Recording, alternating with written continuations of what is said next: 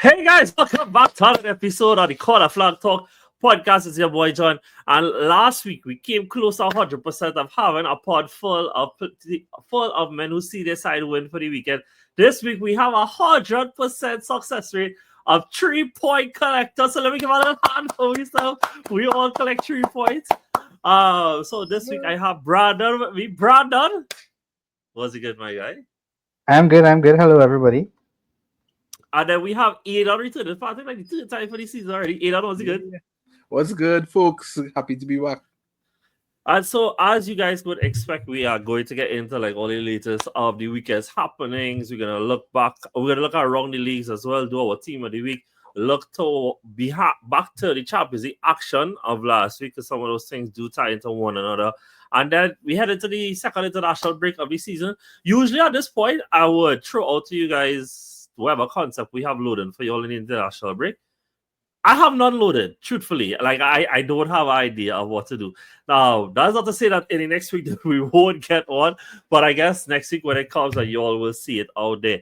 And so without further ado, let's get straight into it, right, guys? So we're gonna start with Liverpool versus Chelsea. There's nowhere else to start, right? Before I throw it to Brandon, to talk about, like how he experienced the game. I just want to, set the scenes and thing a little bit, right? So if we just, fly back in time a week before that. In fact, 8 days before that, right? Liverpool had 5 wins and 5 in the league. They also win in the cup late. They win in the Champions League late. It looked like they was building up a season of being the inevitables. I see them calling themselves the inevitables. Whereas Chelsea season, it started to look a bit shaky. Lost to United the week before. And just injuries was piling up over and over and over and over. We going into this game, there is no Cole Palmer. There is no Colwell. There is no Fofana. There is no Tossin. There is no who's the fella I'm missing, boy? Chaloba. Within the game, the 2 starting centre backs also had to come off injured. Man. But these players dug deep. And I mean, we have a whole list of players to really give praise to today. And Chelsea dug deep to come out 3-point collectors this week at Stamford Bridge. And here we are. Brandon, tell us, how was the game for you and how did you experience it? Well, I'm glad you brought up like 2 weeks ago because you said the exact thing. Like let's look at this Chelsea team. What do we really have? It's really a lot of mid players. But I'm gonna tell you something, bro. I think this is an eye opener for everybody. Like everybody could say what they want, but when it's really time to play the games, we actually. I think in the first half we were excellent in the first half. Yeah. And getting in. And you know what? This one is for the Maresca's tactics with 10 men people. This is for you. Like, let's talk about his tactics with 11 men. Let's talk about the subs he brought on. Let's talk about the impact that they had. Let's also talk about the fact that Romeo Lavia seems to only be fit for playing Liverpool.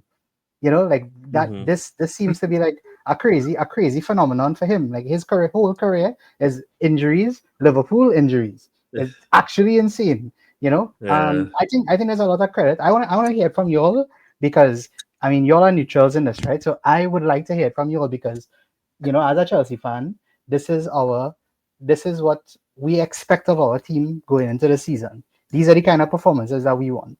So I'd like to throw it to y'all. I want to hear what y'all have to say. Aidan, go first now. Tell us what you think about how the game went. So I thoroughly enjoyed this one, and I think it was a perfect example of 2 sides of the coin. Because on one side, you saw a manager made subs to affect the game, to go for the win. I mean, some were forced. I'm talking about Maresca, that is. But he made positive substitutions. And on the other hand, with Slot, you saw more negative substitutions. And to me, that was baffling because given not just the performance on the field, Chelsea were good on the day, but given the people that had out there, the fact that James centre back, get 2 starting centre backs out, they should have gone fit. And bringing on Endo, like in the end, it to me was just negative. And hats off to Maresca for sure. Substitutions have a big part to play in how games pan out, especially with these type of fixtures. And the braver manager on the day one, in my opinion. Yeah. I was thoroughly impressed by the side. I mean, first half, Garnacho whilst not being, not being a goal threat out and out, he put pressure on the on his wing back. And the fact that it was just a makeshift team, nothing to not be impressed about. But I must say, if anybody wasn't sure about who the best centre mid is in the league today, Caicedo, I think he just made sure people remember. I think for me, it was that, like, going into the game, we just do the predictor stuff, right? And no, Chelsea didn't win a game in this international break. And I was like, there's no way they leave in this international break without a win. Like, I genuinely refuse that. Like, all Arabs aside, I didn't think that he was going to leave without it. But, like, I also said, I didn't see where the goals was going to come from. Because, like, the truth is, we know that Liverpool side was going to score. It was about how it is they can respond around that. And this is when, like, Brandon, you talk about this all the time about, like who's going to step up in those moments and who's going to prove their name and their price tag and stuff like that. And Caicedo had, I don't want to be hyperbolic, but I don't think I'm being hyperbolic. I say, like, this is one of his best performances for Chelsea, like, ever. Like, complete and utter domination and control from him, And when Lavio came on, well, Lavio just was like, bro, you be back when I be Robin. And both of them in tandem really took back control of the game for Chelsea in that. And I thought it was a performance, not just to be proud of and not to just lean into all of the emotional side of it, but it'd have been so easy for the team to be like, Palmer out and all these defenders out, and we have the excuses. This is the team that spent 500 million coming to our place. We have all these injuries. It's understandable if it is that we had to play reactive, if we have to play countering. They took the game to Liverpool. They had Liverpool on the back foot. Every single chance they had to put a ball in behind the two fullbacks, they did. Every single chance, endlessly, throughout the whole 90 minutes. And when the wingers got tired, Maresca said, bet, stop them, man. Bring on other men to keep that consistent pressure pushing Liverpool in behind. And I was completely amazed by, honestly, from Maresca and the whole team in what they did. And I mean, I'm aware that Liverpool is not in a good place, but I don't want to just use where Liverpool are to take off any kind of shimmer from where Chelsea did this week. Because I really, really think there's a whole bunch of players here that show why it is that there is belief that Chelsea should be pushing the envelope of going a little further, of being title contenders, and show a level that once we see consistently is of title contending levels. And obviously we'll get into those players as well. But yeah, that is largely it from me. And I mean, again, I don't want to start just go listing off players, but like Esteval, man, like die cameo, dog. Like, I mean, like, I know that we're gonna come out and say, because he scored a goal, it's easy to praise him, right? But he was so fantastic. And again, we talk about players who willing to own a moment. Cole Palmer is out. He's not there. He's not there. Who is going to be the person to force this Liverpool team to be afraid, bro? And he did that. He at 18, 19, whatever he is, did that. And yeah, bro, like, total praise for the Chelsea side. I don't know if you all saw it this way, but this for me was one of the few games where you saw the players doing a lot of their own thing.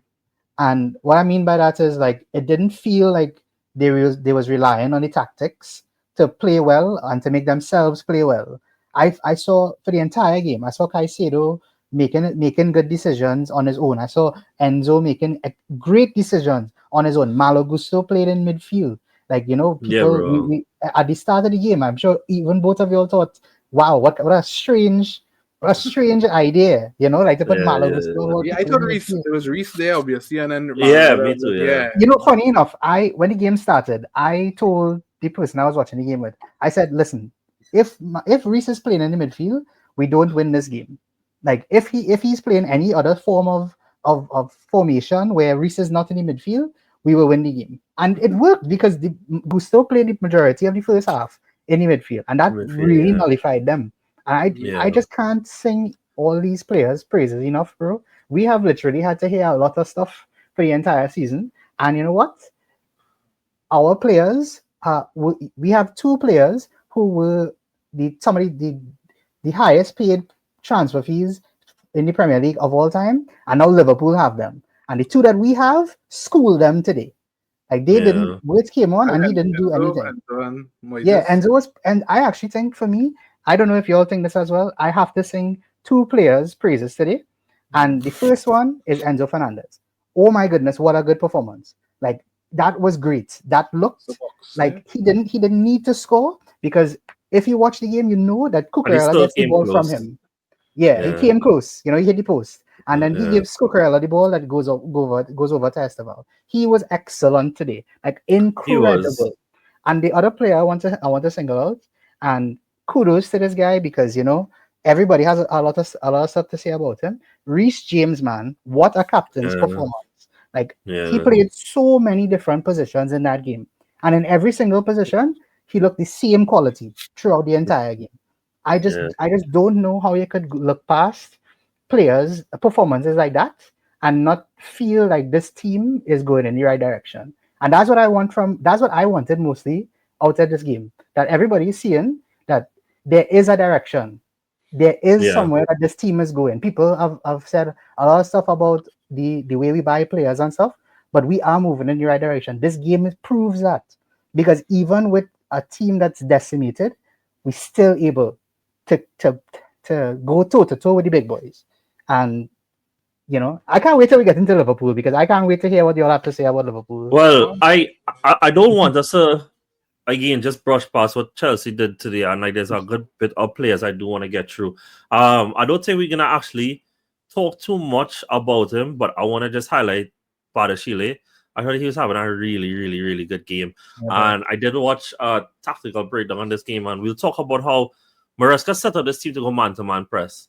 And there's a certain player that is no longer at Liverpool that is no longer being their cheat code to get out of man to man presses anymore, and it worked excellently. But how that man-to-man press ended up working was Badashile had a market Salah for 60 minutes and kept that man absolutely quiet. That's why he was in our library for he's so quiet and did so well. It was unfortunate that he had to come on, but him and Josh, I think we'll end up praising Reese and Hato for how they just fell in and did well.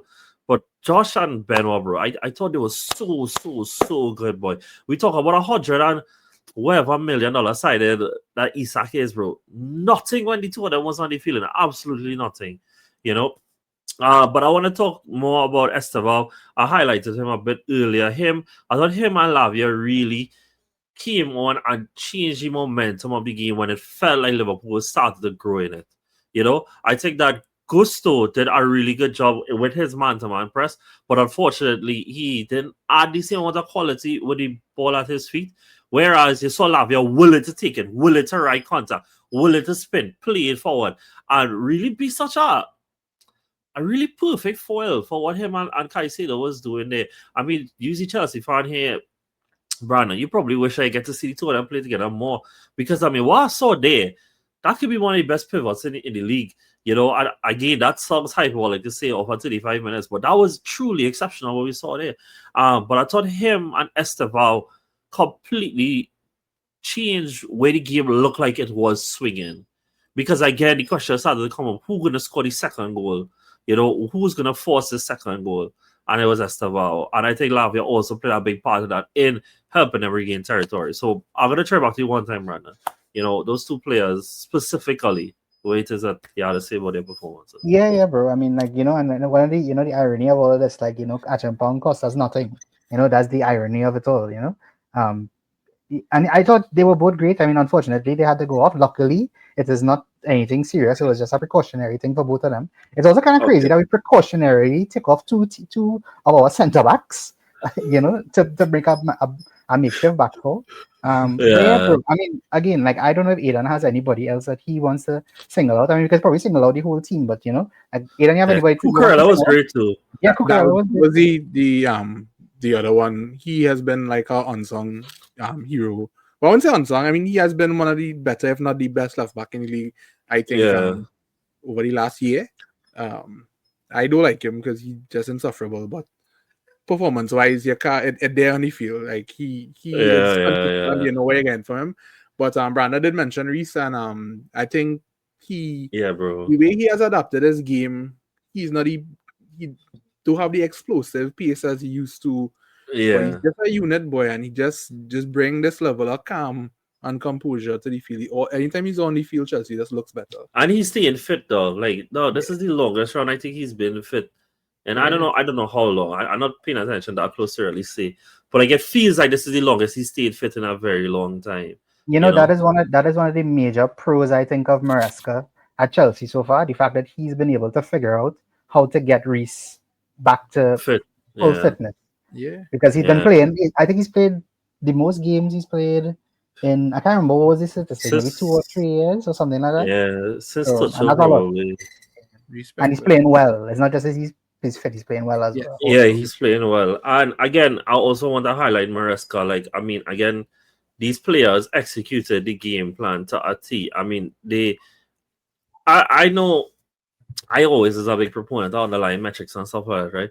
But like I see what he actually was for this game. Truthfully, guys, I don't understand it. Like where Liverpool get 1.8 actually from, I cannot tell you.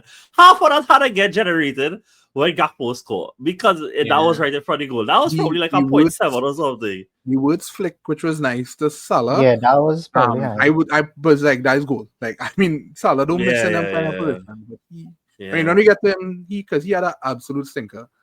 Like, No, well, that was I the guess we worst game could. I've seen from him in recent memory. I'm not sure if you all want to highlight anything else. This was the first start I think Garnacho had in the league. I didn't think he was bad. I think he was unlucky not to get a penalty. Personally, I literally messaged Brandon as soon as, and I was like, "You and I both know the only reason that penalty didn't get called is because it's Anthony Taylor in Stamford Bridge." And we don't want to get into that. We don't have to get into that. But like, I thought that was a penalty. Very unlucky not to get it there. He had Bradley on toes though. Like Bradley was struggling to keep up with him, which is why he gets so off in the end. Anything else y'all want to say about Chelsea? Obviously, Yeah, I last just want. thing, Brad. Go ahead. Sorry, no, yeah, I just want to say something quickly before we could probably move on after this, I guess. But I, Garnacho signing for the first time made sense to me today because Mm-hmm. his out of possession play today is I am at 100% sure that is what Maresca bought him for because he was fantastic in the press today. Like and it's almost shocking because I have never considered Garnacho to be more of a defensive than an offensive player. But him Right. him in the press today and out of possession, he was great today, bro. Like the entire team was great out of possession today, and I think that's really where we won the game, because when we Yeah, get into yeah, Liverpool, yeah. who was in possession at the time, then you'll see. Yeah, I mean, okay, Sachin, I mean, this is the last thing I'll ask you then, Brandon. I know that this last month of football, rather, it hasn't gone exactly how you would have wanted it to go, right? And I mean, you guess you could see what Maresca is capable of doing throughout that game when he doesn't have to deal with red cards. Although he did take a sending off because apparently Chelsea Yeah. can't do anything without any kind of sending off, right? But now that this international break has concluded, where does that leave you feeling about what this season could be for you all? Yeah. Well, every team views the international break differently depending on how would the result before, right? Like I think we Yeah, 100% needed this win going into the international break. Like I think like after the international break we have more players. I'll be back. More players coming back yeah, from suspension as well. Um, yeah. so like that is a huge factor. Palmer will be back not too long after the international break, and I again, bro, the direction is going. We're going in the right direction. And that to me is all that matters because there are a lot of Chelsea fans, a lot of neutral fans, a lot of rival fans that don't see the project being anything successful. But you could see that it is going in the right direction. And to me, that's all I need to know. Like I could continue to watch us every week if I know that we're moving in the right direction. Because I have Mm-hmm. something to look forward to every week. Yeah. And Yeah, for to me, sure. boy, that is the most important thing. Yeah, cool. We can switch over to Liverpool, and I. It's so easy to start on individuals and stuff like that, right? But like this, Brandon, I said this on the pod a few weeks ago, and listen, Arsenal are top now, and I'm gonna even reiterate it even now. Football changes in like that. A few weeks, football changes very differently. We're not going to swing the pendulum from one way to the other. But 8, 9 days ago, Liverpool was top of the league. Not a single draw even in all competitions. And here we are a week later, 3 losses in a row. You know? and it's a whole different paradigm. So actually, Eden, I'll switch to you first, right? Because you wasn't here since the losses start, right? But like, how it is that you're viewing Liverpool now with these 3 losses? Did you also feel like this was coming, or this is just onslaught or individuals? You know, what was your perception of it? I mean, a combination of these things, but if well, form, but actual gameplay, it was an indicator. I feel like these results were coming. They did get away a lot of games this season. Either a moment of magic like the free kick from Soboslai against Arsenal, or the late winners when they get 20 minutes at a time, or whatever. It was coming. I didn't expect 3 in a row. But Yeah. I think this is the first time we've seen Slot under pressure, like from the fans, from pundits. Although they're still defending this guy named Woods and his performances, but or lack thereof. But Oh, let's see the Athletic poll something about calling him man 007.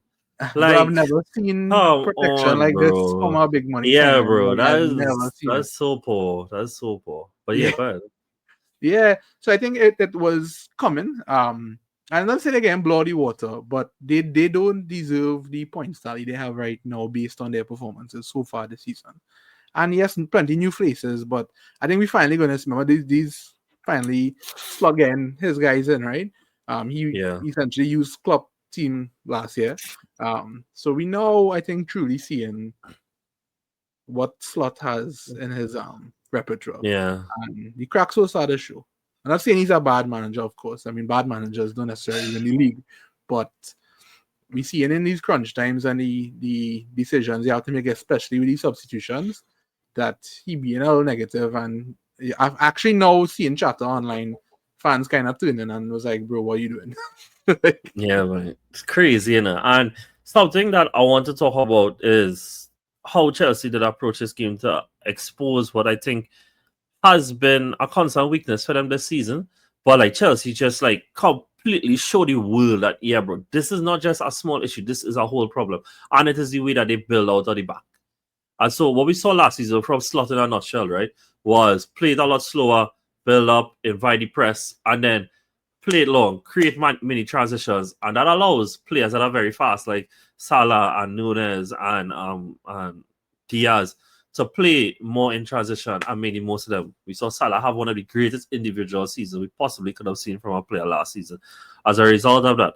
However, now there is somebody who is no longer there from last year. I mean, in fact, this weekend, he basically played the title winning team with the exception of the striker who's no longer there, the keeper who's obviously hurt, but I mean, Kelleher did also play last season as well, and no longer Trent. And I think that the Trent loss is something that continues to be underspoken. One, because Liverpool fans don't like the way that he left, and so they don't want to admit that he is a loss.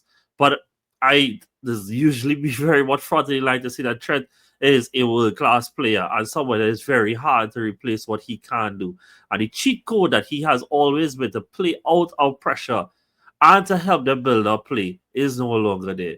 And now we see it that unless that they can manufacture moments of brilliance, they're not really creating clear-cut chances for this team anymore. We see Salah really struggling.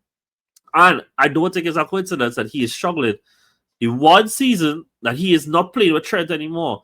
And it's not to say that the man's whole success is built on that, but that is the formula that has been a big part of it. He has been the product, but Trent has been the supplier. And Trent's supply is not always about that he'll always get the assist. Bro, he and De Bruyne is two of the most sickening men with the ball at their feet at any part of the field. Because you can guarantee that it is hitting the target no matter where it is. And they did try to replace him in the aggregate. But I think the two players that were signed, well, one that was signed and one that you would assume would have been repurposed, have failed this season. Wirtz has not done well, and then the other person is McAllister. Somebody I'm a big fan of, but he's been absolutely horrendous. Like, he has been poor. And when you think about what Trent does in the deeper half of the team, I think McAllister would have been tasked to try and do some of that. It's been terrible. And when you think about what he does in the final third of the team, Wirtz hasn't been up to scratch as yet. And so that's a lot of my logic behind a lot of the struggles that they have with the team created. We even talk about the defensive issues, which they clearly have a ton of. But that is basically my synopsis of what I think is a big problem for them, and a problem that unless those two players in particular fix up, it's going to sound like that's Spurs. So floor is open. You guys can tell me what you all think about that. Go ahead, Nathan. No, I agree with you on all the points there. Is a matter of new faces coming in, losing key players, of course, and it just reiterate that big money signings don't necessarily mean instant success. The surprising one is Cookers, though, to me, because he was league proven, and I liked what I saw at Bournemouth. I guess it's just more on Irola having a system to help him because he has been dreadful. Yeah. And he's just a red card waiting to happen every game. He is Do we just think red. Ekitike is the only sign that has been good? Off the bat, yeah, so far. Because he has hit the ground running, for sure. He has been fantastic. Yeah, I guess. Yeah, Can't think of because anybody else. Woods has Yeah. not settled yet. Yes, I saw glimpses though. Like that flick on for Salah. You saw little glimpses, but he not dictating the pace and he not dominating games as they would expect 100 and how much $1 million player to do. And they lacking leadership, I think, on that team, boy. Van Dijk, he is there and he's still good. It's just they lacking that cohesiveness. They have it at the back to some degree, but I don't know, a lot of cracks showing by because Kanate and all just No, looking so dreadful. my take with Van Dijk is that I think Van Dijk is still playing ridiculously well. You know? The problem is every single person around this man is doing terrible, and Bro, he can only he's pour so screaming much at fire them. as dog. Dog, Kanate. If you replace Kanate with was Dawson, I remember Dawson used to play for Wolves, bro. It's the same product I get right now, and then back to Slot, right? And these tactics, right? And I think the tactics that he used last year with Pete and the press play along, it made sense to the personnel he's had, right? I don't see what's the vision now, candidly, right? Because the next issue is, right, whether you like where modern football has gone with, you know, these fullbacks who are shaped more like centre backs and more defensively focused and stuff, that's on you, you know. That's completely fine. However, if your tactic was to take a left back who spent half the season in the final third, pushing up on wingers, not letting them turn on him, to then make up our back three and let players run at him, I have to question you. In the most respectful way, I have to question you. Because why did he just go and sign a Gavadiol type? You know, obviously not Gavadiol, but that type. Somebody who's comfortable making up our back three. That just didn't make any sense. You replace one of the greatest passes this league has seen in the 2010s and 2020s with Frimpong, who's our runner. And that is it. Like, you know, you saw Luis Diaz, who, you know, also was somebody who gave you a lot of dribbling and pacing behind. Didn't replace him. I got only had one move for it. Like, you ever play pros with that man who only knows the cutting and shoot, dog? That's all he doing.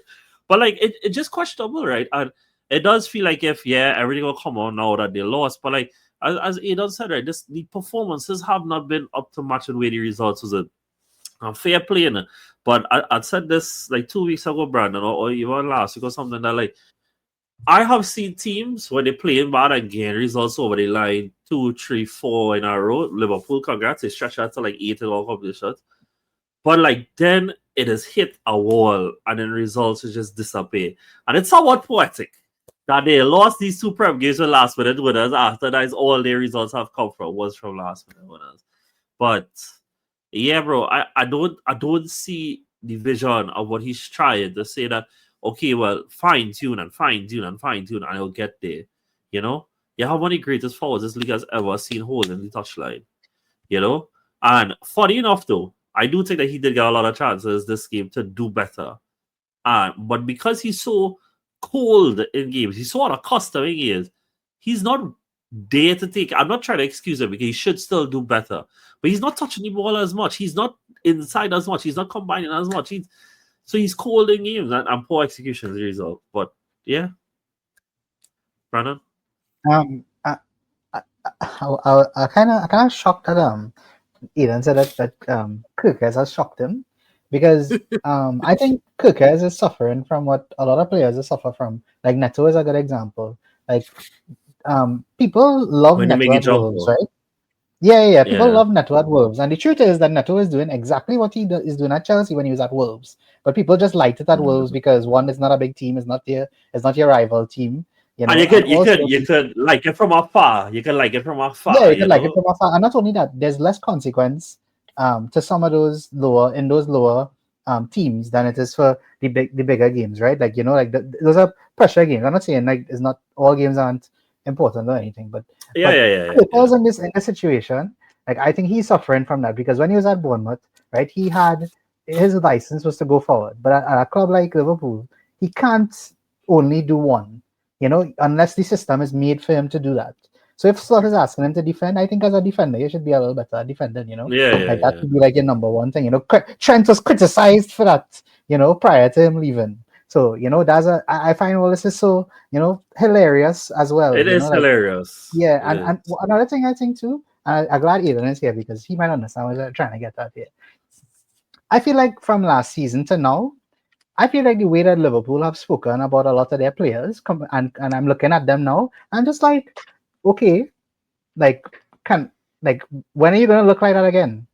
Like you don't look like that. Like I look at McAllister, as John said, and I think what they paid 35 million for him. I could see why.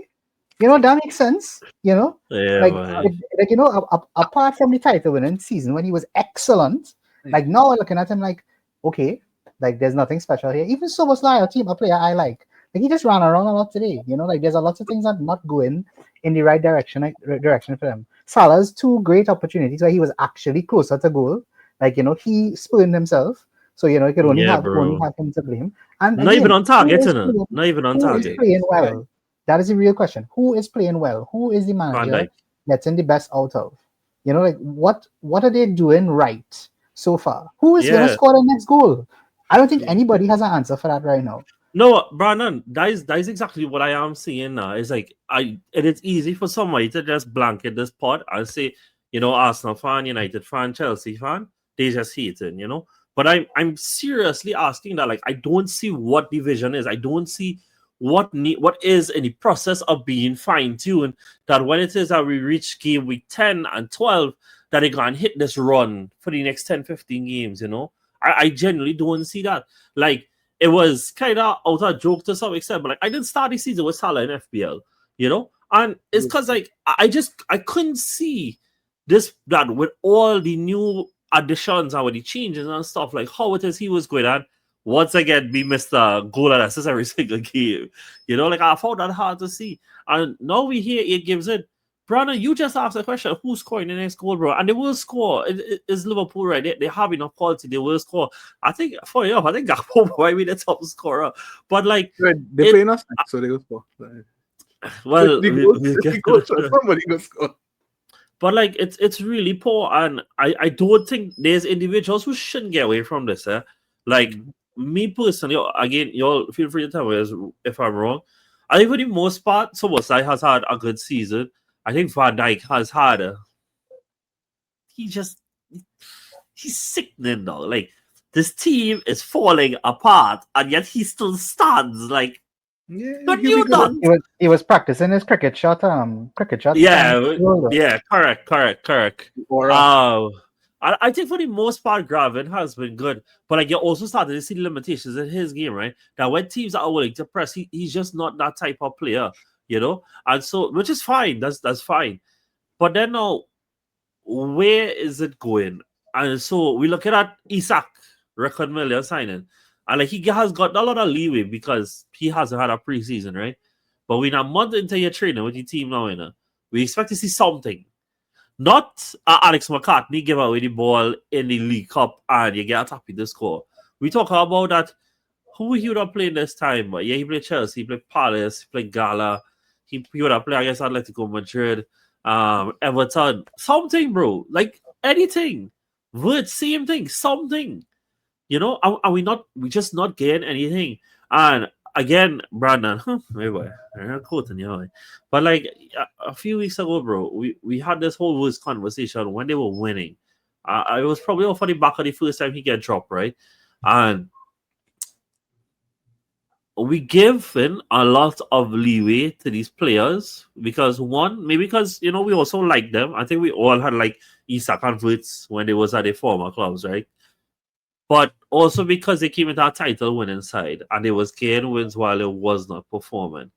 Well, Ekitike, who all things considered probably gonna end up being the backup striker, is the only one who come in and has performed.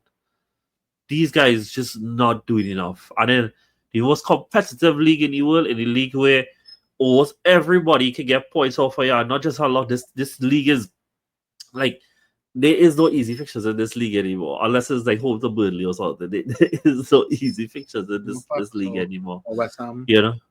Yeah, but Forest. that is Fucking real big after winner. Hey, once is our promoted side. It's true. It's true. Ruben love our promoted side. But yeah, boy, it just there is nothing, and they have a run of really hard games coming up, bro. And the thing is, these sides not gonna make the mistake Burnley make of giving it the ball for 90 minutes, bro. These sides will press it, they will force it to mistake. Mamadashvili is a good keeper either. He's not Allison though. And we also see how that man I don't know about all it, but he real panic with the ball at his feet for me when they was in that game. Like he real clear with the ball. Because and so we nearly 40 minutes in and we still on this one game. So we probably should wrap this up. But anybody have anything else you want to say about this before we talk about choosing the team of the week players? I just this Liverpool team what they playing this season is just remind me of United under Ten Hag way, where it was just like some scrappy goal to win games that you're not supposed to win. Yeah, I feel we see, like I said, this is the season we will see really having his locker. To be fair, somebody comments slot making in press conferences, dog. It really is again a wee bit Ten Hag-ish. I want the Premier League. No, the man say how well, if we had the ref that we had in Europe, we'd get up. And I'm like, hold on. I'm so glad you brought that up. Because this is the last thing. So wait. Before you say it, I be real honest. I still don't know when it is he talk about this. Because I didn't see a moment in the game thinking, oh well, Liverpool should I get a pen there, Well, you know what, bro? Let me tell Mr. Slot something that I've told Mr. Arteta for like the past all of his reign, right? You have everything in front of you and you're still messing it up. And you know what else I want to say? Let's look at all the other big money signings around the league, right? They are performing, like the majority of them have gotten on the board already. The majority of them are actually contributing to their team playing well. Yeah. And you studying penalties in the Champions League. Bro, please be for real. Please be for real. All right, guys. So we had to choose two players for our team of the week. My choices is Reece and Caicedo, but I am open to your suggesting anybody else. But that is my two. I mean, I feel that would be the only two. The only other one I could definitely give you one is probably Enzo. That's the only other person I could put forward. But if we all agree on Caicedo Reece, then that's fine.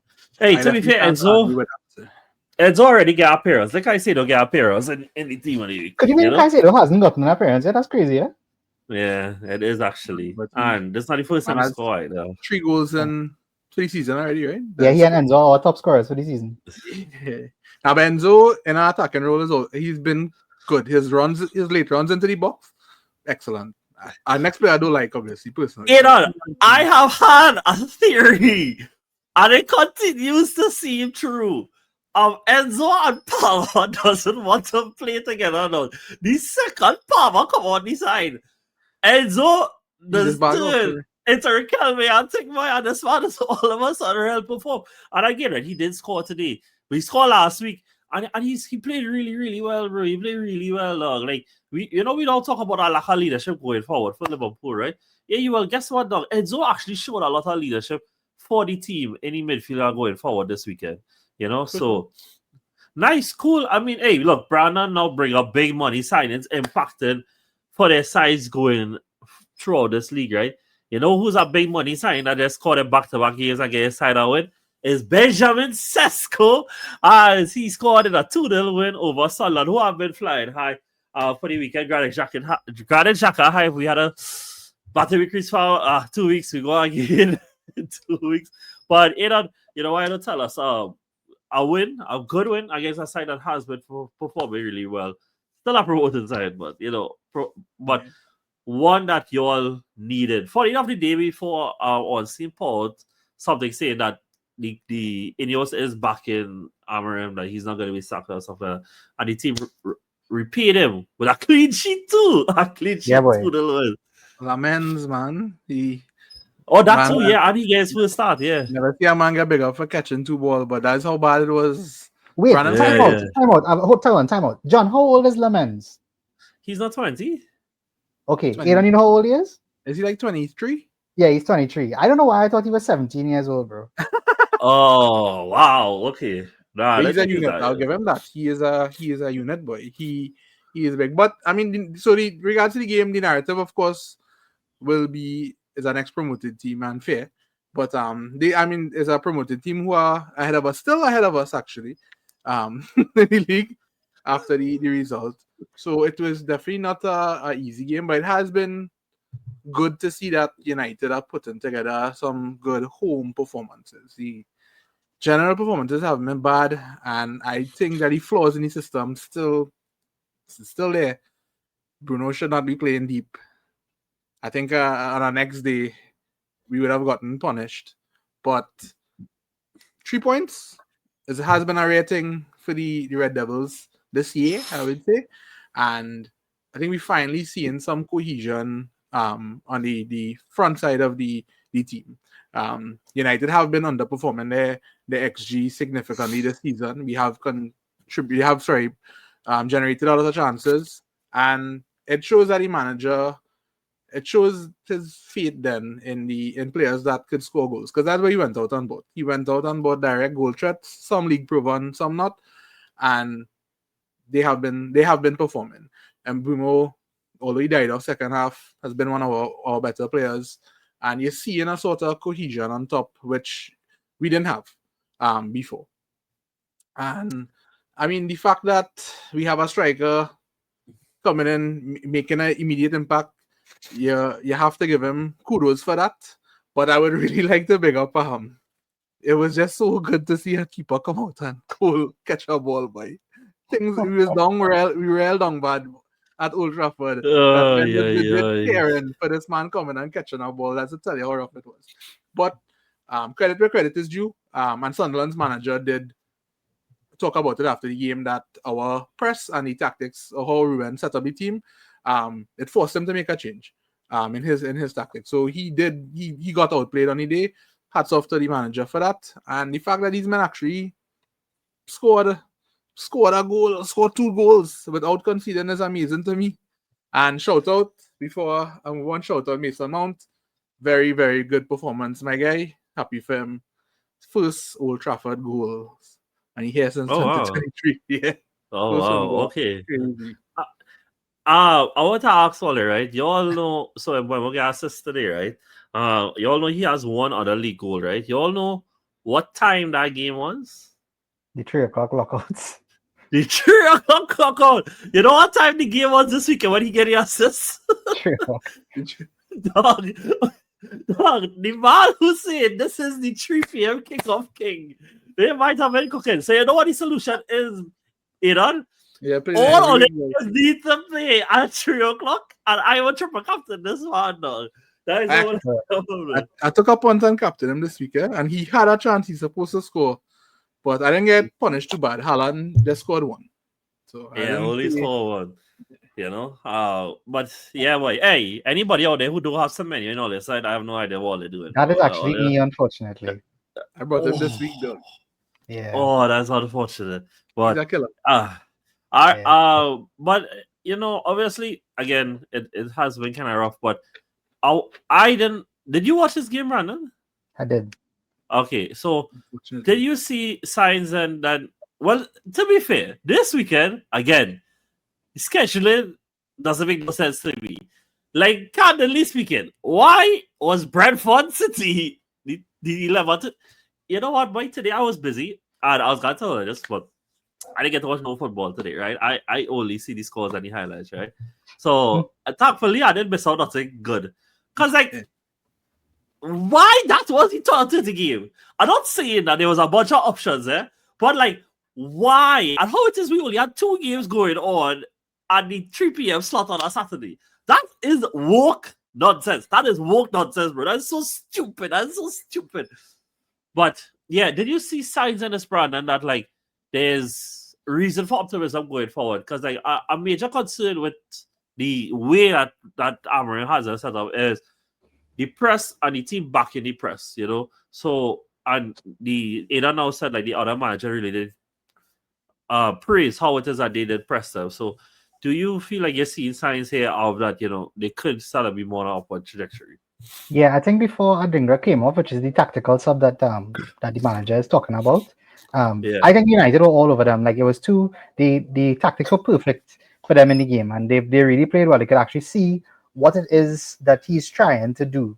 But I honestly believe that after he made the change and Adingra came off, I think that he nullified United a lot. Not to take away anything from them, but I mean, the only thing I took away from the game really was the fact that Cunha didn't start and Mason Mount did, and he actually played very well. And I think that to Yeah. me was at least a bright spot for them, I guess, because because Cunha I think has been very wasteful for the season.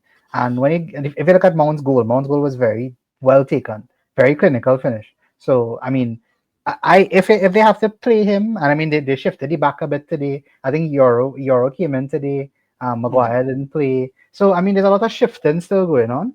So I mean, I don't know Mm-hmm. how much to put it down to good tactics or to Sunderland or whatever. But I mean, not taking away anything from them. They play really well, and that in the first half especially. Yeah, I mean, I didn't even realize before the game that Cunha wasn't starting. Do you, you have any worries with Cunha so far? I mean, he had to come off the mark with goal losses or anything. You worried at Um, all? no, I'm not too concerned. His finishing has been poor. Like the Fulham game for sure, he had 2 chances. He would, I mean, you have to score at least one of those. But otherwise, he has been good at the ball carrying. He has been good at his progression of the ball, which is main reason why we bought him for. I think the goals and assists will come. Um, there was a few chances, like Mbemo had a ball to put for him. He failed to do so.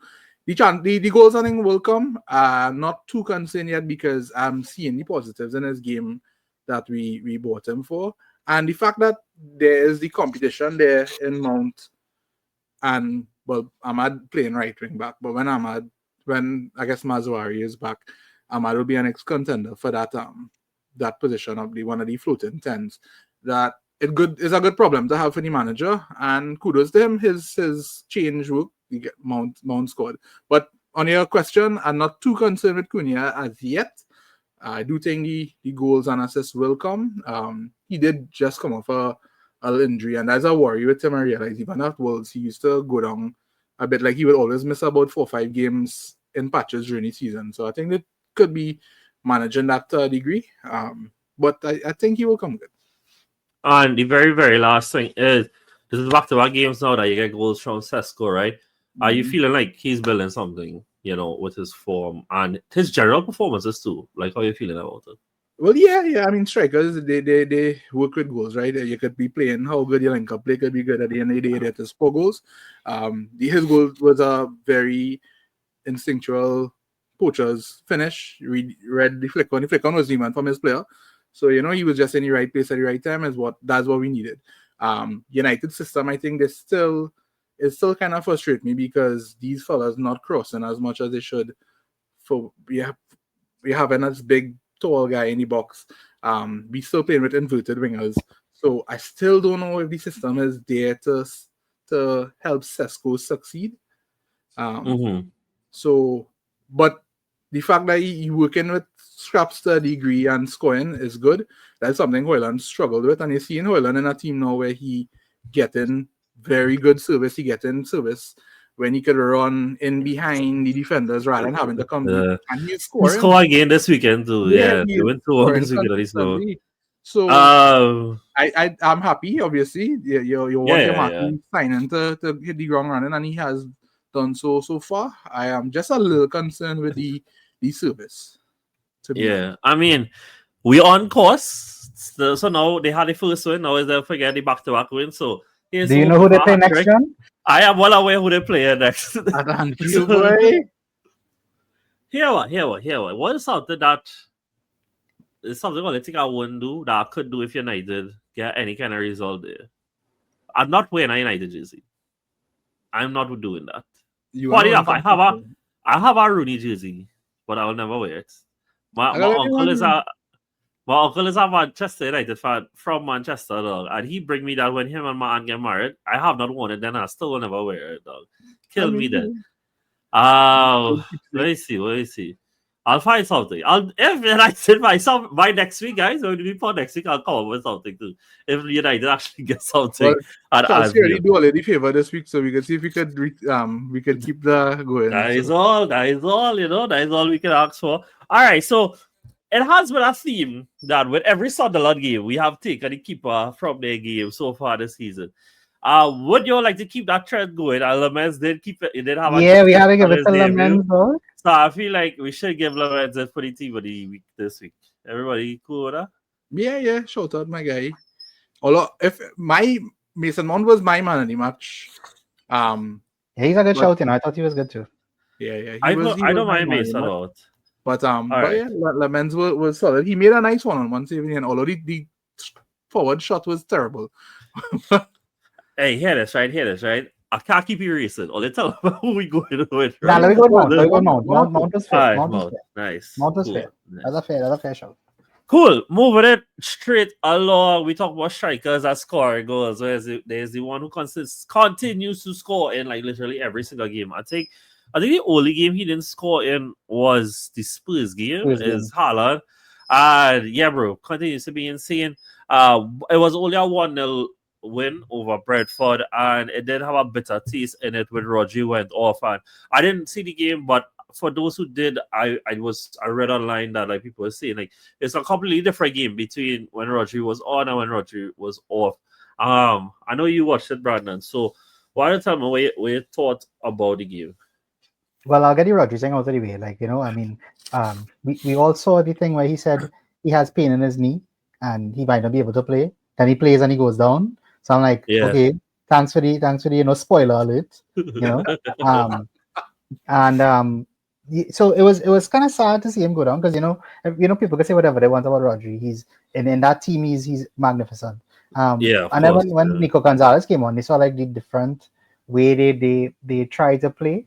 It's not the same. It's not as good, I would say. But I mean, the main point is when you have arguably the best striker in the world. Like I'm sure both of you all saw his goal, right? Like that Guardiola pass, he turns that into an assist. Like He does. Yep. that is not an assist.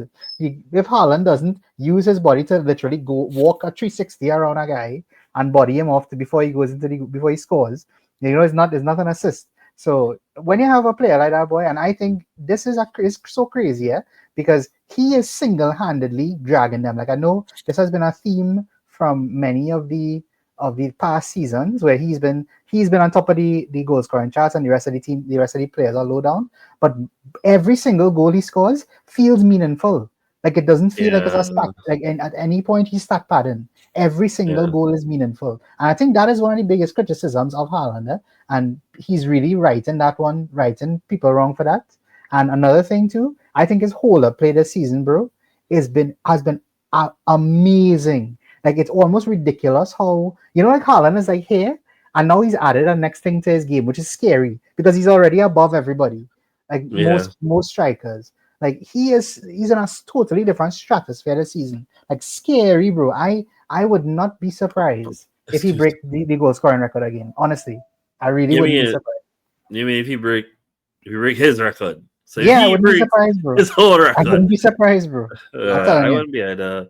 But like I said, I didn't get to see the game either. You could come in here, but like I do feel like what you just said is how it has been feeling. I mean, Burnley aside, right? But it has felt like if City have the best striker in the league, and they have somebody who's probably the best shot stopper in the league on the other end, and it feels like if they kind of playing the margins in that sense. So you have one person dominating one box, one might dominating the other box. But like I was really surprised by the way that Doku didn't start this game because he was on a really good run of form. But I mean, it's Pep. He has to rotate. He has to give other players chances as well.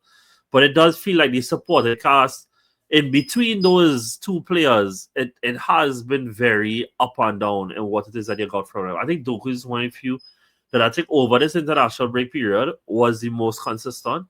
But it just that thing, it hasn't been there for the whole team to click to say like Haaland is getting a bunch of chances. He's not. Like Haaland is not getting a bunch of chances. He's taking the chances that he is getting, and getting them over the line. So I don't know if you feel the same way, Ian, but like I do feel like, as Brandon just said, it is Haaland to win them over the line right now. Yeah, I agree that his goals are very impactful. Not as Brandon said, just racking up stats. They are seeing match winners on a consistent basis, or at least decisive goals for his team. I missed most of the football today highlights. Thankful for that. But just generally how Haaland has been playing, I fully agree with Brandon where he just has added this extra layer of extra bit to his game that he didn't have, or he never used to use as effectively, and he's bringing other players into the game now. I want to shout out the fact that Pepper has also been using a lot of players that you may have thought would have been on the periphery, like Nico Riley and Nunes, who it's true. If Nunes went, nobody would have batted eye. Like if he had gotten sold, he wasn't performing, but he's playing them out of position, and he has been getting some sort of benefit from them. I do really like the look of O'Reilly. I find he's a good talent. It was nice to see Oscar Bob start a few games consistently, but City on the whole, they're not looking. The scary thing is they're not looking that good. The game was when you watch the chances, not a high quality game at all. But again, these scrappy results, and again, these are results away from home. Brentford away is a very tough fixture, and kudos to them and kudos to Erling for leading his team. Yeah. Who y'all wanna put forward from this game? We going with Haaland. Is that a serious question?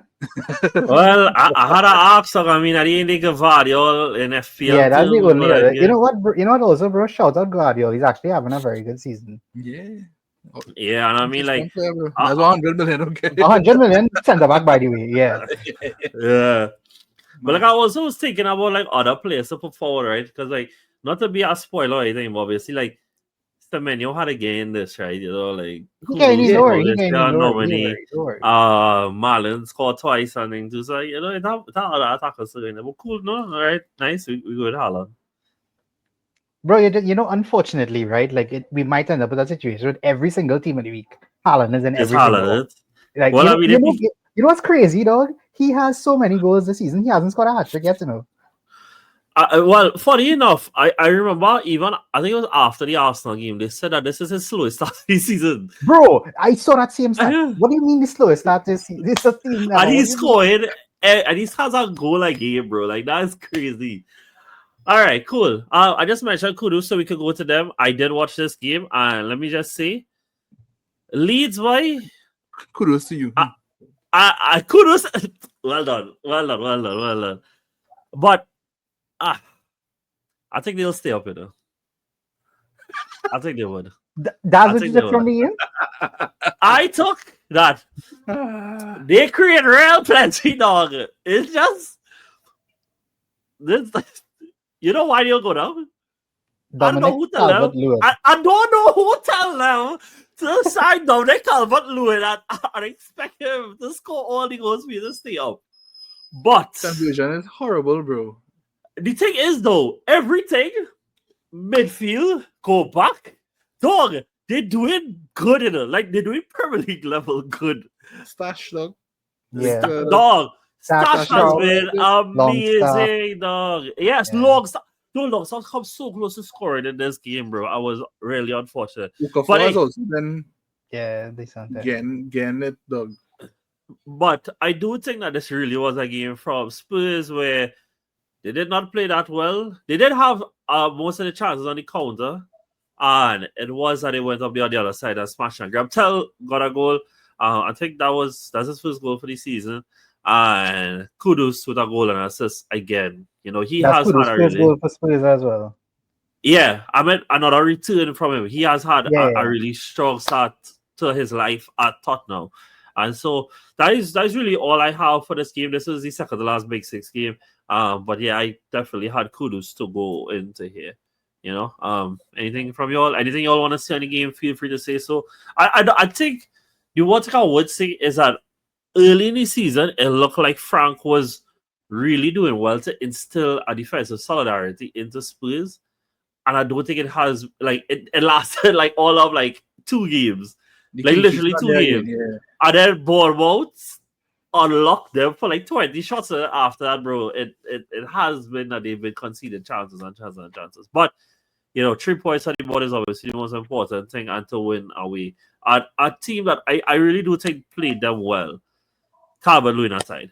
But yeah, so yeah, cool. Kudos in for everybody. Nice, great, cool, nice, nice, nice. All right, cool. Now the reason that I left the Arsenal game for last was honestly just because it have one person I wanted to put in the team of the week, but watching the players that we pick, I don't feel he'll gain anymore. But it's fine. I feel like I It's know who fine. it is. Did he score Make this a week? guess. No, he did not. It's Calafiori. It's not Calafiori. However, he did Oh, have a very, very, very good game, bro. The Like, sweet, the funny sweet enough, prince. I actually wanted Miles to start because I thought Miles was really, really good in midweek, you know, and I thought and I didn't think Calafiori was all at St. James's, but he was really good this week. No, it actually was Zubermendi. He came on and was absolutely yeah, fantastic, yeah, bro. bro. Yeah, I agree. When he came on, you all played so much better, bro.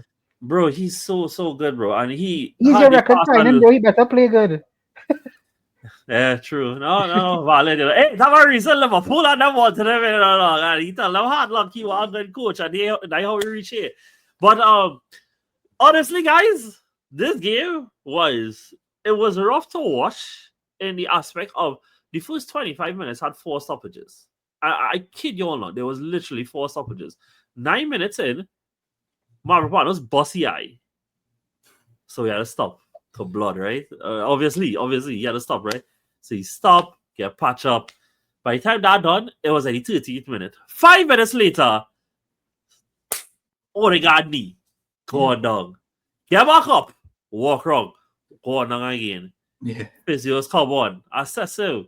I say, oh God, boy, this will be the third time he gets somebody first half in it. I see Zui when he warming up. Then I see Zui sit back down. Odegaard keep playing. 2 minutes later, nah, can't make it. Call back down again. Treat him on the field. There's Zumi when he come on. And literally the first 25 minutes was just very, very, very stop-start.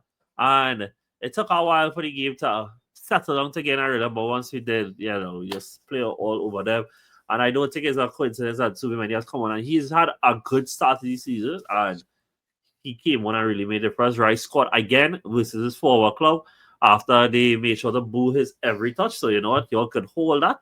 And yeah, Saka with his 100th contribution in the league in his 200 appearance. So 1 in every 2.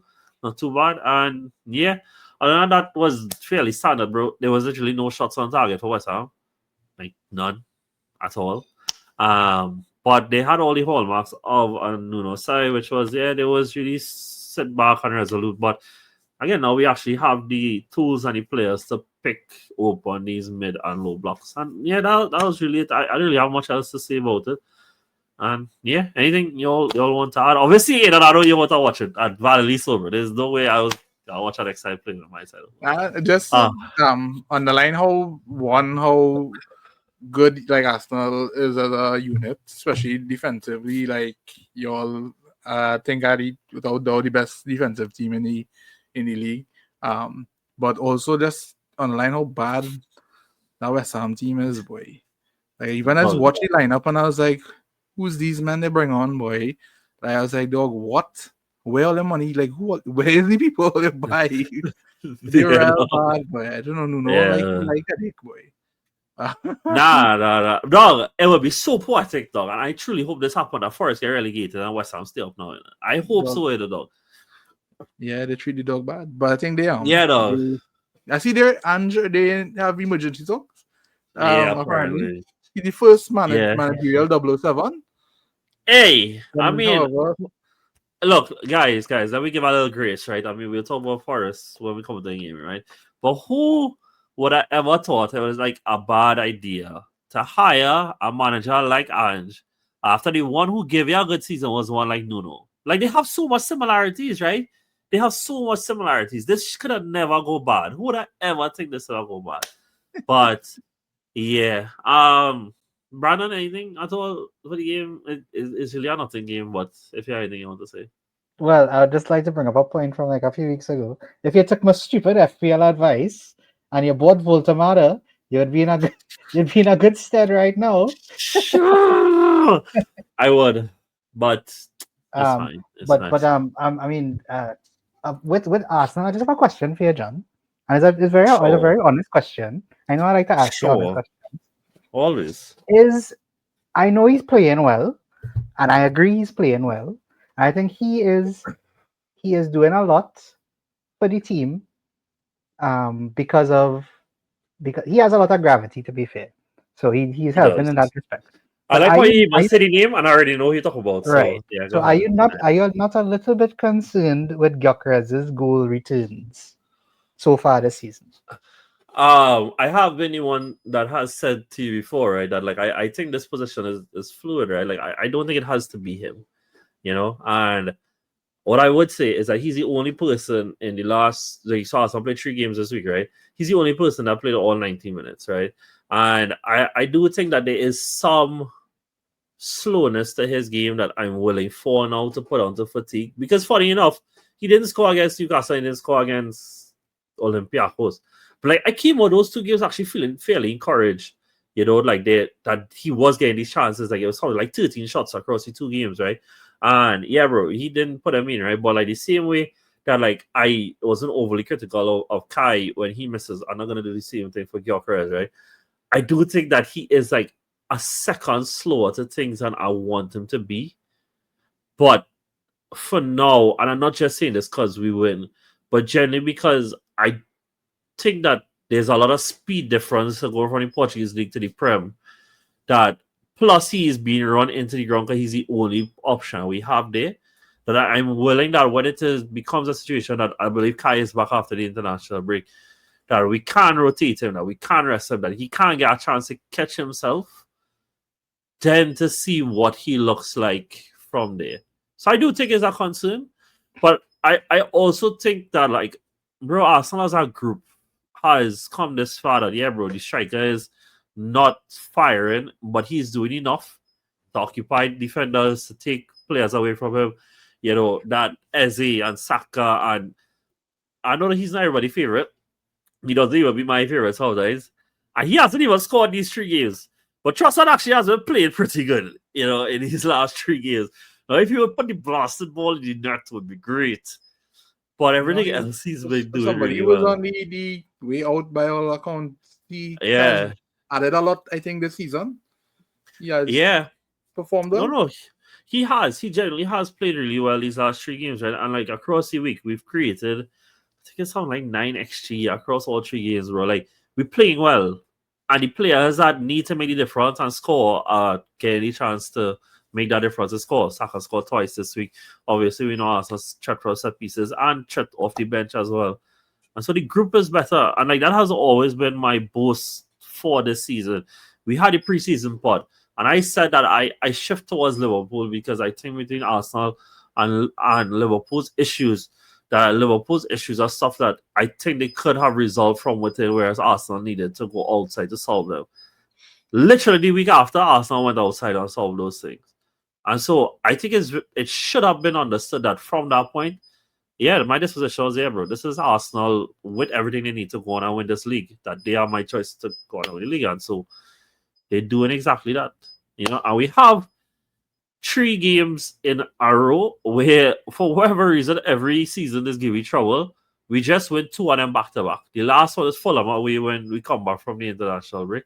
And so, yeah, keep putting up points while Liverpool and City have harder fixtures. Liverpool and City meeting each other in 2 weeks. And hopefully across that time, Gyökeres could get a 0.5 second faster to get these shots off. So, yeah. Actually. Yeah, I think you want to say to that, Brandon. No, I just want to know if you're concerned or not.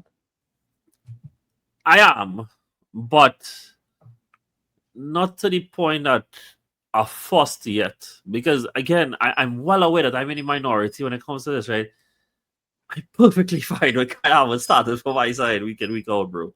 And if it comes to that point that he isn't getting that 0.5 second faster, well, guess what? I do know that Kai can play the pace of the Premier League. And yeah, bro, he might miss, but we're creating way more now. And it'll be surprised for some people to know that Kai finishing rate is very much in line with some of the best strikers in the world. It's just a case of, yeah, we had to create more chances, bro. Nobody cares about when Isak and Haaland and Kane. Nobody's care when they miss chances when they get 5 a game or 3 a game and they get to score 1 or 2 out of the 3. Just keep making chances. And now we have Eze and Saka and all these guys. So, are they okay if I put Zubimendi inside then? Because I generally thought like he was absolutely amazing. I thought I might have to put one of the goal scorers or Timber. Because Timber was great. I generally think this man might be the best right back in the league. But yeah, I cool with Zubimendi, Ole. Yeah, I cool with Zubimendi. That's fine. So we do. Nice. Can't put Gyökeres. All right, cool guys. So it is an hour and 11 minutes. Truthfully, this is the longest we ever take on our Prem roundup. So we're gonna literally blitz through the non-big 6 games and finish on this team of the week and look quickly at Barca and then back at the Champions League. And we're gonna call it quits there. Yeah, because Barca lost 4-1 this weekend, bro. We can't not talk about that. Cool. So yeah, we talked about the 4 games yesterday and the ones today. So Villa went 2-1 against Burnley. And I thought, don't be like me, guys. I see somebody who scored assisted in 2 games off the bench for Aston Villa, and you might have taken, you know what, bro, he might start the following game. Not one and not apparently, according to every on the bench went the again. So, yeah. So, but Marlon scored twice and they beat Burnley at home. But I feel like I don't feel like that was. It's good, right? It's good that it's finally scored again the points, but I feel like 2-1 at home to Burnley is a bit too close for comfort. No, but they won 4 in a row, not so? Won 4 games in a row. Yeah, competitions, I think. Like after starting with like so many, I think no points.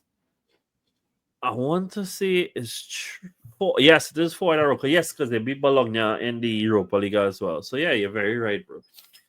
So yeah, they put together wins out. So yeah, Marlon for everybody. Marlon is I guess. twice, right? You can't fight on a double. Speaking of doubles. Speaking of doubles. I'm not sure. Wait. Speaking of doubles. I don't know how we going on. Figure this out to the. We playing 3 at the back this week, bro. Yeah, we definitely played 3 at the back. But I write something wrong here now. Oh my gosh, what did I write wrong? You have Mount, Zubimendi, and Caicedo in the middle. Right, and James and Haaland. That is the 5 games? Like 4 games. And we talking about 5? Kudos. Right? Yeah. Kudos. All right, so how many attackers do we have? Too much. Too much. All right, here we're going to happen, right? We going on Marlon, we got to play 3-5-2. Marlon got to play top with Haaland, right? Yeah. Okay, all right. I was going to tell you, put Semenyo up top because Semenyo 100% getting into the team. Yeah, 100%. Bro, you know what? For the Bournemouth game, let me just give everybody 5 seconds. Semenyo. Absolute cinema. Yeah, though. Is he the best left winger in the league, guys? Like, you can take it after last season if you want, but he's probably the best left winger in the league, though. Bro, this is one of those seasons where he might go from is he the best left winger and is he the best player in the league? Because he's playing really well, bro. It's kind of crazy how good he's been. Yeah, it is crazy. The closest thing to Mane, I think, as in Liverpool Mane, I think the closest thing we've seen to that type of player and sometimes his output and crazy. No, but I think more than just an output though. Like his decision making on the ball, bro, is always right. Like he always makes the right call on the ball, dog. And I don't think that's something to take for granted. But yeah, so Julia Semenyo and Marlon both into the team. Next up we have Everton come from behind. To I destroy you know Palace. I should have messaged and said behind it. But after they beat, I can't remember who they beat in midweek when Palace win 2-0 in midweek in Europe, right? And they went and said bio updated again. I was like, oh, so they really running with this bio thing. I was like, dog, watch and see how they got lost this weekend in there. So said so that David Moyes and Everton come from behind. Grealish get his first goal for Villa, by the way. And yeah, bro. They come from behind to win 2 goals, 2-1. The other person to score was, and I scored a pen. Muno was obviously openly scoring. But yeah, guys, who you all would like to put forward? So we got to get 2 more defenders, really. So feel free to make all the choices. I'm trying to see who, if anybody. And a keeper. We need 2 defenders and a keeper. Yeah, I know. Munoz have a shout if he playing. Yeah, he does. I'm trying to see who. But he did concede 2. Didn't. Trying to remember who scored first. Enjoy. No, And Muno scored first, yeah, then Munoz and scored I. And then Grealish and the dregs. I just saw Dublin came off injured. Wow. Yeah. tight. Dog, this is a terrible week for defenders. Bro, let me tell you. Just give it to the good Tarkowski and we get to go. Say less, bro. Because you know what's the other game, right? Is Tarkowski did get Newcastle defensive contributions, so. Newcastle beat Forest 2-0, and Bruno score and get us and win the penalty for Wolf Matter to score, dog. Like that real harsh not to put him on in now, boy. He had a good game. You wanna drop Zubimendi and put Calafiori? Yeah. I'll drop Zubimendi and I'll put Timber. Yeah, Timber I was, thought Timber was yeah. really good. And we'll put Timber's been so good, bro. My bro, goodness. he's every week is Super 8 good, out bro. of 10, dog. Every week, dog. So good. Bruno Chi. Right, cool. But big up Newcastle though. They did win in midweek in Europe and they won again this weekend. And Walter Mata is looking fantastic, bro. And the last thing I wanted to say is yeah, he is. I love him. I have nothing against Forest at all, but I just you know what? You know who has something against Forest is Blasted Edu, right? And as soon as he reached it, everything become a poison chalice. And watch how everything just evolving. I hope they get relegated. I genuinely hope they get relegated, dog. Now, Yeah. like more so for what they do, no, because that is stupidness, dog. That's absolute stupidness, dog. That might give you your highest finish in the league in 20-something years, bro. And that is what you can do, that man, boy. That is absolute stupidness, dog. But hey, when it is, you see, we not have no affiliation with Sky Sports, right? So I can talk about mine. You see what it is, dog. You have Edu using Kia Dram trying to sign all his brethren instead of signing men that the manager really want, bro. You see what it's be like, dog. So you know what, dog, screw that. Hope they go, dog. And first hired Ange. Ange had better players at Spurs playing like relegation men, dog. What is he going on with this team? I don't know. This man, the owner, bro, he I mean, I shouldn't picking who he wants. Watch this. He might show up at my house. All right. Yeah, so at the last game, well, we can't choose Verbruggen and goal for the second. We had to go with Johnstone because it's Wolves versus Brighton. And I mean, it was 1-1, right? It was 1-1. Yeah. So yeah, Johnstone, you're going in by default, bro. Not because they really do anything in particular, because we gotta fill our quota here, bro. Yeah, but I mean, big up Wolves, in the sense that what we beginning up for, John? For 2 points in 2 weeks, bro. 2 points in 2 weeks. Johnson did make 5 saves, which is now gonna check that. Yeah. Well, right, guys. So your team of for game week 7 is Johnstone, James Timber, and Tarkowski. Then you have Marlon, Caicedo, Mount, Bruno G, Semenyo with Haaland and Kudus. Bro, what a midfield! What a midfield! That is such a FIFA side, no. That's That is- 100%. that's really a FIFA Just You side. play we just 3-5-2 want and All right, guys. So we're gonna just dip around Europe real fast. So Real Madrid won 3-1, by the way, this weekend. Vinicius scored twice. He Monster really does performance. look like he is catching himself once again. Um, Keegan and Bayern just continue to be ridiculous. Also, in a joke, bro. I had somebody tell me to just go and check out this guy. His name is Ange Johan Bonny. He's playing strike for Inter, and he said like to keep an eye on him that he's gonna do really well. He had a goal and 2 assists this weekend, and when I watched the highlights was really, really good play from him, especially for the assist. So one to look out for. And they won 4-1 this weekend. But yeah, all that small talk aside, the real thing that we here to talk about is I highlight Keane. However, the person I really should have highlight just now is Luis Diaz, by the way, who get 2 goals and an assist this weekend. And since he has started to play for Bayern Munich, he has 6 goals and 4 assists in 10 games.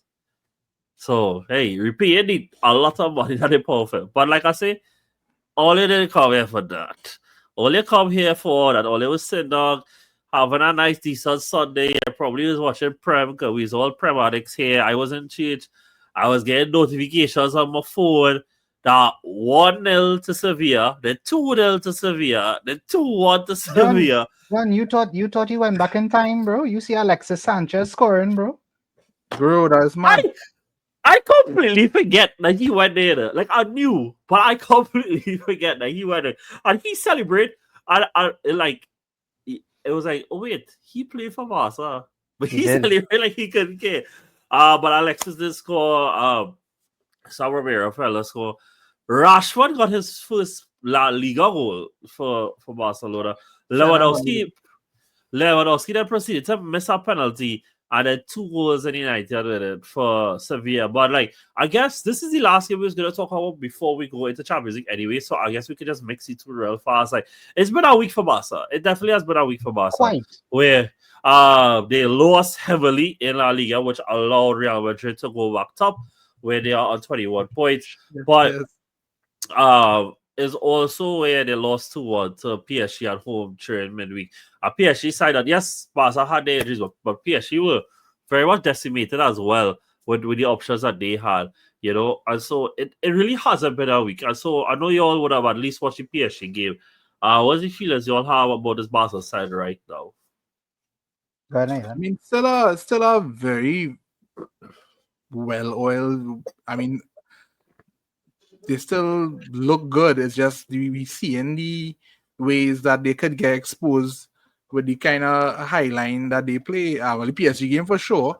It was exploited, and it surprised me that Barca don't concede more than they normally do because they play a ridiculous line.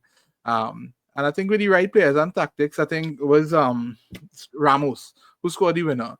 He was saying that in a post-game interview with Henry that he actually listened to some clip Henry had broken down about Barca's line, and he was like, "Yeah, it known that you can't score against them with a quick break and a ball over the top."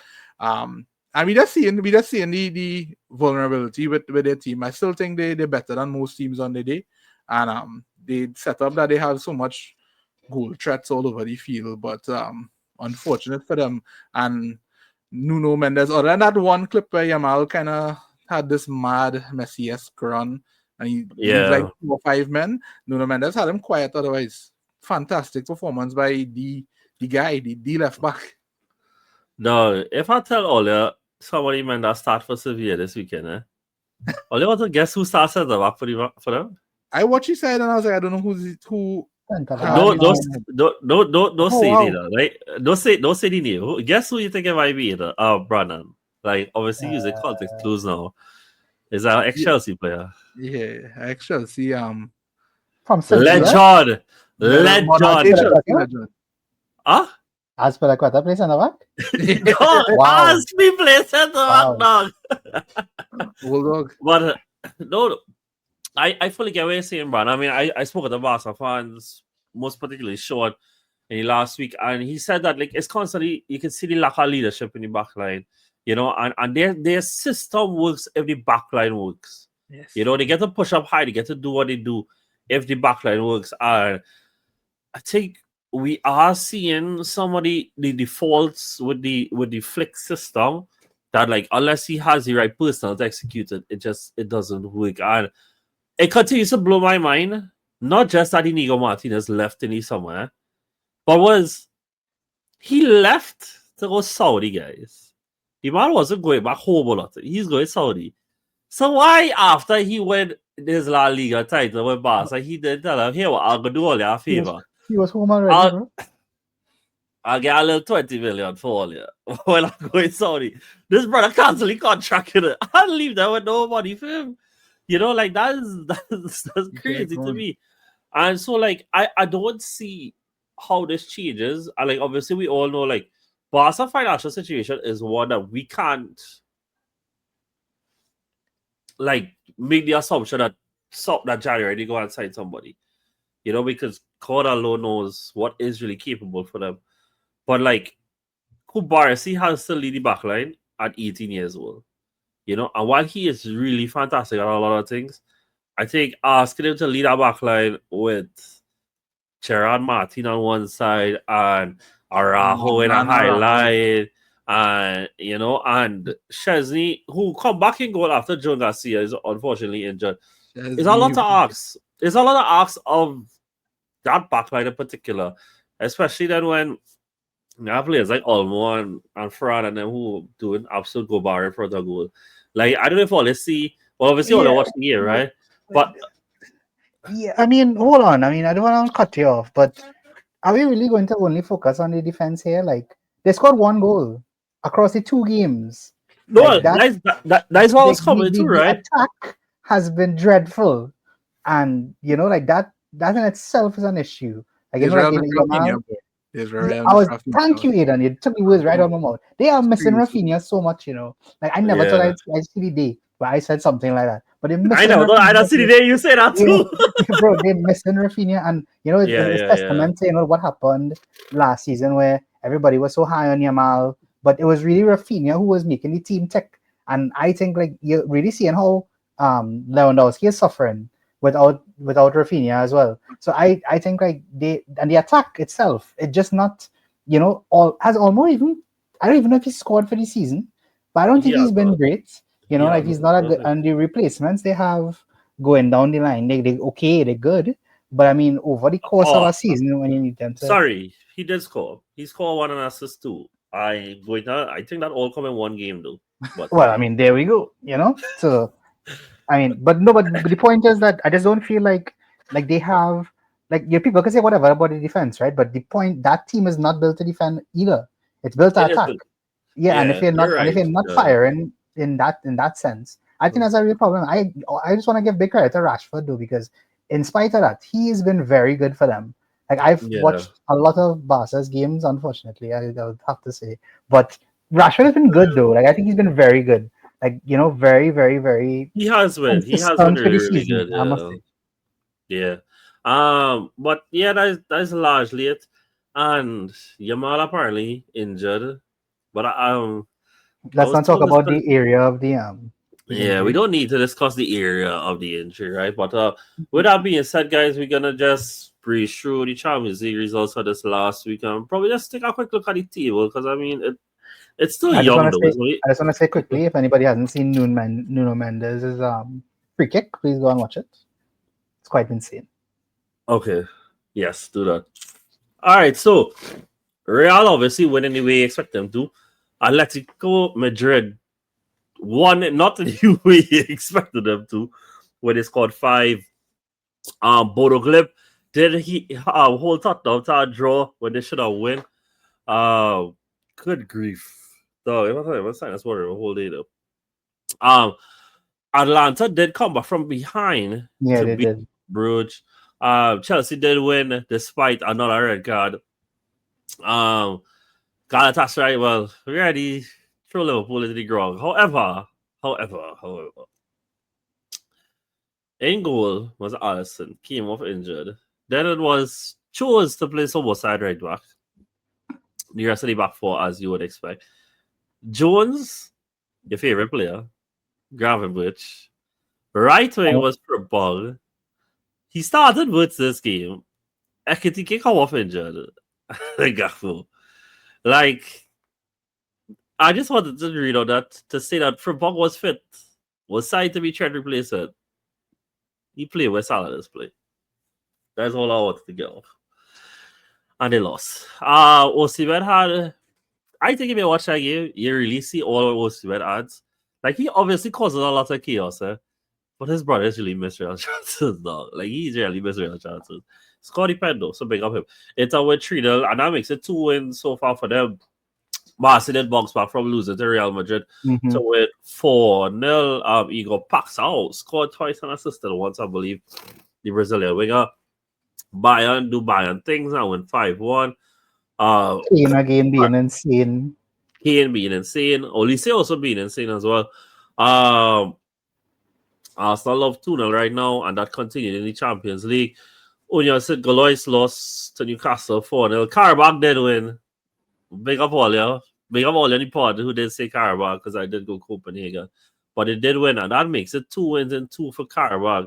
That puts them in the top 8, bro. Like, again, there's probably kicks to work out, but I do love this new format, bro. Like, it does produce so many nice things.